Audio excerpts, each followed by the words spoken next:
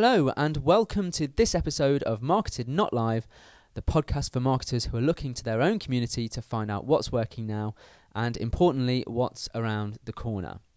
In every episode, we'll bring you a guest to talk about specific marketing topics that will help you broaden your horizons.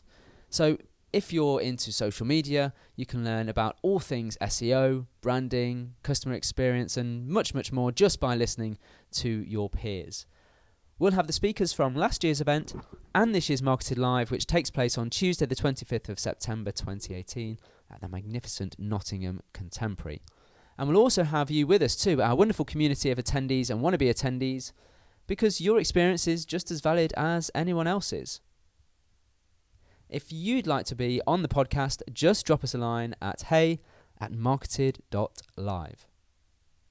This show is sponsored by Podcast Websites, the industry-leading platform for creating world-class audio marketing channels for yourself or your clients. Audio marketing delivers the highest engagement of any marketing on the planet, and according to Edison Research, over 75% of people who listen to podcasts take action based on the host suggesting that they do something. The team at Podcast Websites, who, by the way, are based here in the UK, are helping to bring this podcast to life. So huge thanks to them for making this happen. If you're thinking about starting a podcast for you or your clients, please check out podcastwebsites.com and see what they have to offer.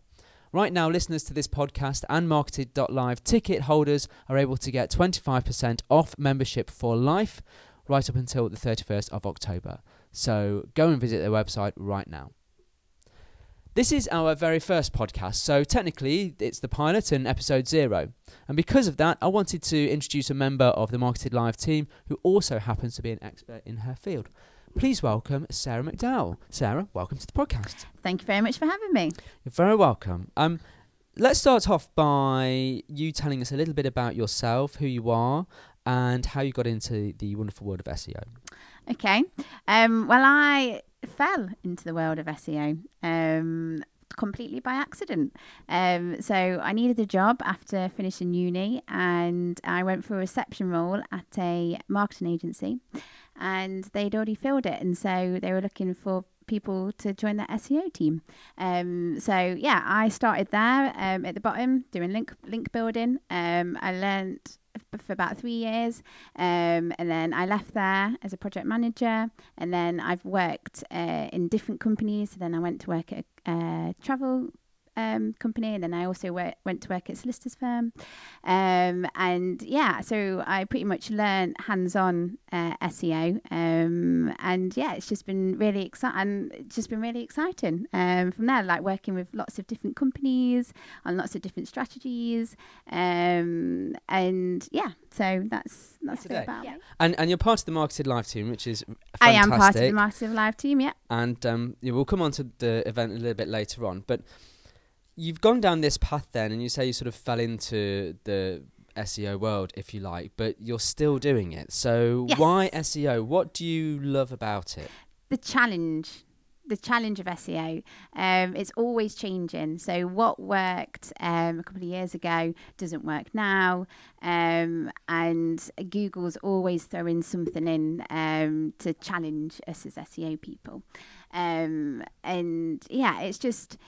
And I just love like working on projects with clients and seeing them grow, sort of thing. So having clients that are struggling with their presence and getting traffic, and working with them to sort of bump that up. And it's really nice to see. And it can be a challenge, especially if they're in a very competitive industry and very competitive. But there's always a way, which I really like. There's always a way to like make it successful for them. There's always like a niche keyword or a way to outrank your competitors or do something a little bit different that makes you stand out and stuff. So yeah, if that answers the question. It does. So you're very passionate. You can tell that you're very passionate by the way that you speak about SEO and loving the challenge and wanting to improve something for a business. And as marketers, one of our challenges is, I think, to make sure that we focus on business objectives and don't Yes. get too involved in the day-to-day stuff and the technical geekiness of what it is that we're doing. So if you're having to explain to maybe a senior leader within a business why SEO is important, what would you say to somebody who perhaps isn't necessarily an SEO expert but knows that they want to get into it? How do you suggest that they articulate why SEO is important? Okay, so what I would sort of explain is you could have a very nice looking website. It's very user friendly and it looks awesome. It does the part. It can get like people on there once they're on there and they're engaged. It's a really nice experience for them, and that's great having that. But what's the point if people can't find it?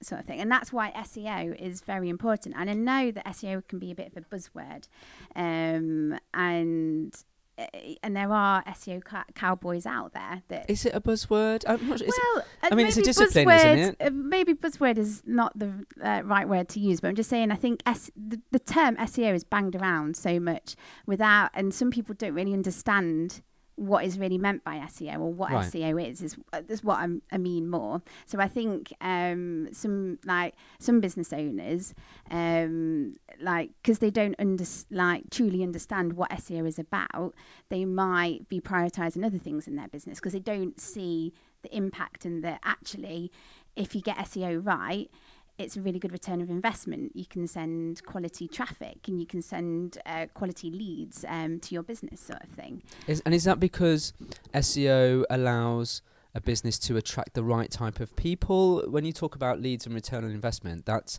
the thing that a business owner wants to see. Yes. So how can we try and articulate what the ROI of SEO is? What should people be looking for, and what should they be taking to their boss to say this is what we're going to get from SEO? Okay, good question. Very, very good question. And I think it would. So, whenever you're tackling anything to do with SEO, you've got to have a strategy, a robust strategy, and at the end of that strategy, there needs to be a goal. There needs to be a purpose. So you might be, so for example, traffic. So you might have a certain amount of traffic go into your website. But what's important is the quality of that traffic. So not just numbers, but are they sticking around? What's the bounce rate like? What are they doing when they're on the site? What's the average time that they're spending? What are they clicking? So when I say traffic, there's a lot more. But so going back to my point, your goal could be to increase the amount of traffic that's driven to your website and the quality of the traffic, sort of thing. You could also as well, so another strategy could be so you've found the keywords that are related to your business and that you want to be found for. So then you have to have a whole strategy behind, what are you being found for at the moment? Why are you being found for that? What pages are being found for that keyword and why? And creating more opportunities and dedicated landing pages. And that you could go back to your business, the person who owns the business, at the beginning and say, look, this is how many keywords we're being found for at the moment. This is what traffic. After this strategy, we can increase this, and you can set up goals as well. So Google Analytics, for example. So you could map out sort of a path or a journey that you want your customer to take. So when they find you for a keyword on the search engine, they then land onto the page. What's the next step, sort of thing? And you can set up goals in Google, and that's where the return of investment comes from, because you can say, right, we've driven this person to this site, and they've inquired, they've taken the next step to become a warmer lead on the funnel. So Google Analytics seems to be key, and I'm sure we can have one of the episodes where we look at that in a bit more detail. Yes. So that's kind of the evidence then that someone would take to their senior leadership team to say, this is the increase in traffic, this is as a result of the work that we've done. Yeah. We're talking really about, the ROI of SEO is increase increased numbers of people maybe that are going into the top of the funnel? And the quality. And the quality. And the okay. quality. And that's the key thing there. So not just traffic, but the quality.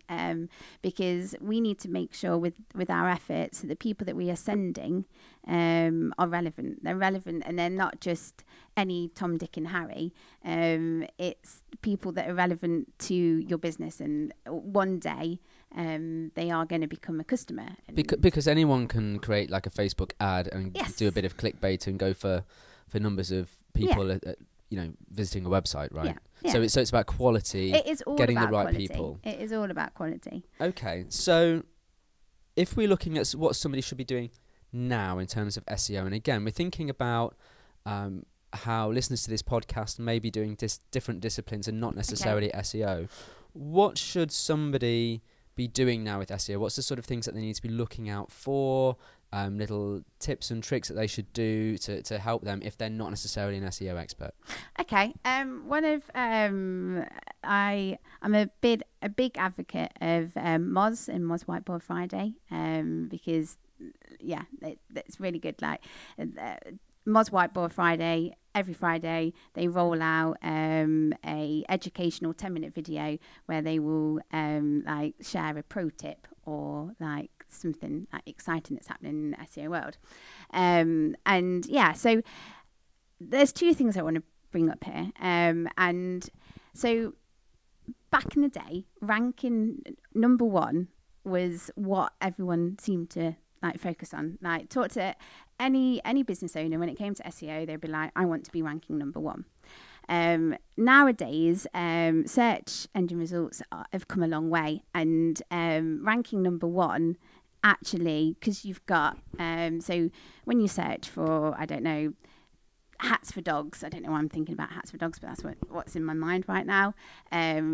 When you type that in and you come to your first page result, at the top you have your ads, and even above that you have things like feature snippets or Google's knowledge graph. So there, what Google is trying to do is answer the user's inquiry within their sort of search engine, rather than getting them to click onto someone else's page. So you've got that takes up a lot of space, and then you've got your organic results. So you've got page one, your position one, position two. So that's quite the way down the page. So rather than just focusing on ranking number one, I would look at how you can rank in those higher bits. So how you can get in Google answer boxes. You know what Google answer boxes are? So like it would be like a snippet. So it would be like a short paragraph that answers a query. So they don't have to go to the website. Yeah, exactly. Isn't that a problem then? Well, there are tricks a way around it. So, for example, lists work really well in those answer boxes, but Google can only show up to 8. So, if you get in the habit of having more than 8 in your list, it will entice people to click more or click on the link. Because it will have like the 3 dots, and they're like, "Oh, I'm missing out." And things like that. So there are ways that you can still, because Google is very it's all about the user. They want the user to have the best possible experience, and Google are trying to answer the user's intent within their within the first page. They don't really want people to click on, and they want to be the answer.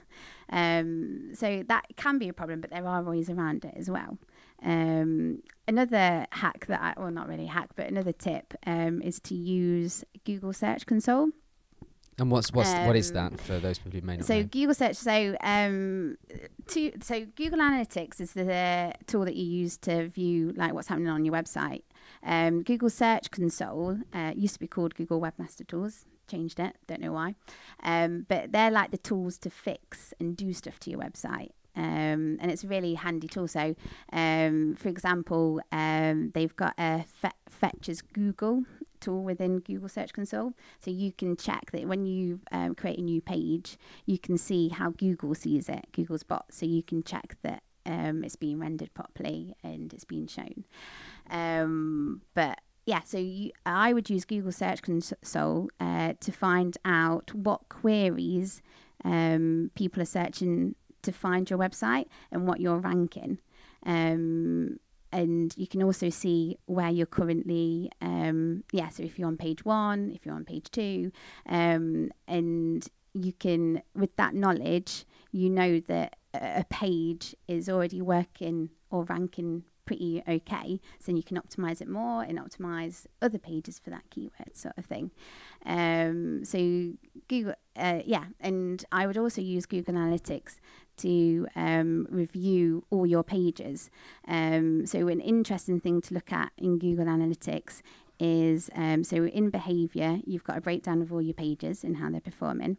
The key thing to look at is entrances, because entrances will tell you how many people have found your blog organically or a page organically, because normally people will go to a home page and then they navigate elsewhere, whereas if you find the pages, so a blog page or sub pages that have a high number of entrances, you can analyze how well that page is doing. So if it's got a high number of entrances and people are staying on there for an average of 2 minutes, but then it's got a high exit rate, you know then you've got work to do on that page, because people are finding that content interesting, but then they're going elsewhere. Right, okay. So there's tools like that you can use to analyze what your pages are doing now and what needs work sort of thing. Or you might have a page that people are only sticking around for 20 seconds. So you're not answering the user's intent there. So you look at the page and look at why people aren't sticking around. So lots of tools that are there to use. Okay, so that's now. What does the future look like? What sort of things do we think are around the corner that are either going to help with SEO or are going to change the way that SEO works? I think voice search is going to really change things up in the SEO industry. I read a stat this morning that in the US, 20%, let me get the stat right, 20% of mobile searches are using a voice, like a virtual assistant sort of thing. Okay. So that is, and how SEO people optimize for that is very different. So for example, in your keyword strategy, you'd have to look at conversational keywords, because when you're talking to your phone, it's a lot more conversational. How do you mean conversational keywords? So longer tail keywords. So rather than short phrases, it'd be more long. So question based. How do I do this? Yes. That sort of thing. Yeah. And there's also so when you talk to your phone, the assistant normally comes back with a sentence. So it's knowing how you can optimize best for that. What are the conversational keywords that you need to be getting in there? How long are the sentences? So all that will play a part. I think yes. I think that, and also Google's Rank Brain. So for those who've not heard of Google's Rank Brain, Google's Rank Brain is basically their machine learning way of helping them suss out which page to show in search results and stuff, and that's getting more and more sophisticated. Well, that's good, because I'm assuming that will make it more relevant. It will. So rather than it just being based on keyword, it will look at other things as well, that are a lot more sophisticated, and also AI.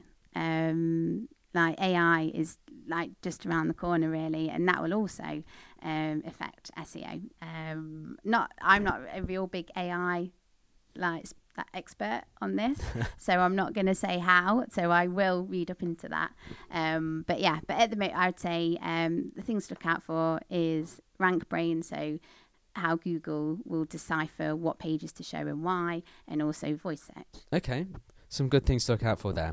Well, that's great. So let's do some quick fire questions, if you don't mind, just because we've got some things we'll ask everybody on the podcast. So firstly, what is the weirdest keyword that you've had to use in SEO?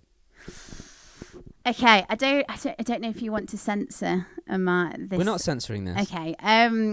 So when in my early days, when I first went to work for this agency, we had a client who sold vibrators. Okay. Someone has to sell them. Someone does have to sell them. So that was all very like doing research.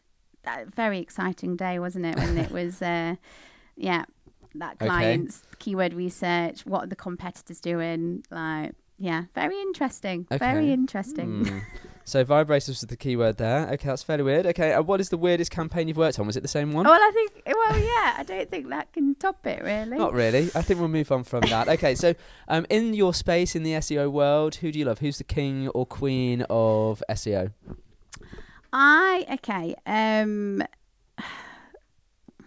Tricky one because there's quite a few.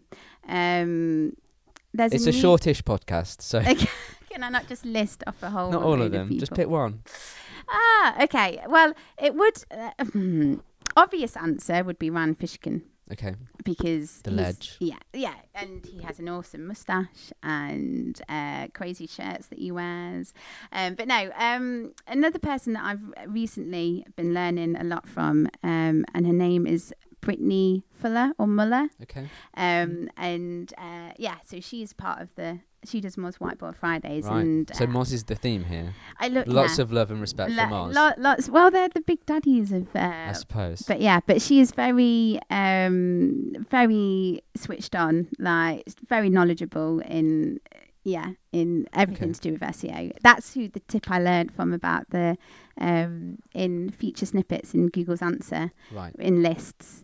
To do more than 8 points. That's a little thing from her. Well, my queen of SEO is Dawn Anderson, who of course spoke at last year's MarketEd.Live. Yes. What did you learn from her when you saw her last year? Well, I remember when she came on, like I think, and then when she left, people were just like, "Whoa, that intense, lady knows her stuff." Really intense. But amazing, and like, yeah. So, but I think one of the best things I learned from her. And it was the more simple thing, and sometimes simplicity works. But she said that when you're writing content, make sure that you write it for an 8-year-old. 9-year-old. Oh, was it a 9-year-old? I'm sorry, I've got to correct you. It was a 9-year-old because I had a 9-year-old at the time. I was like, that's handy. I've got a 9-year-old. I can get them to write for us. Yeah, and I think the thought behind that was obviously so people don't sit, read and scrutinize content. They skim it, sort of thing. So if you're sort of dumbing it down a little bit, then it's easier for people when they're skimming. It's easy for people to digest and take in. And also, I think another point is that people have different readership levels. Reading abilities. Reading abilities, yeah. Sure. So I think if you're like optimizing and writing for a 9-year-old, and I get it. Like sometimes when I'm reading stuff, and they throw in big words or lingo, you can switch off a little bit and sort of ostracizes the reader. Yeah, and whereas if you make it really easy for that person to digest, and whenever you're writing content for SEO, you have to make it so. I hate it, and I see it nowadays, and it's a little bugbear of mine where you'll go onto a page and it's just full of text, and it's not even split up into paragraphs. Mm-hmm. It's just one lump of text, and I'm like, no, like always think of your reader. So use lists, use subheadings, put an image in there because we're visual. So if you put an image with text, it helps that person remember and take it in.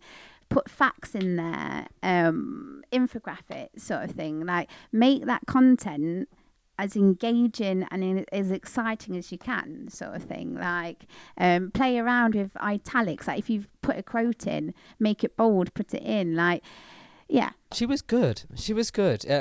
We have got videos. We don't have videos. If you are a MarketEd.Live 2017 ticket holder, don't forget you can still access all of the videos from last year.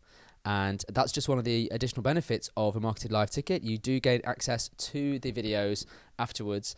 Sarah, of the speakers that we've announced so far, Who are you most looking forward to? Oh, it's going to have to be the Beano lady, Holly. Holly Brooks. Yeah, I'm so ready to hear how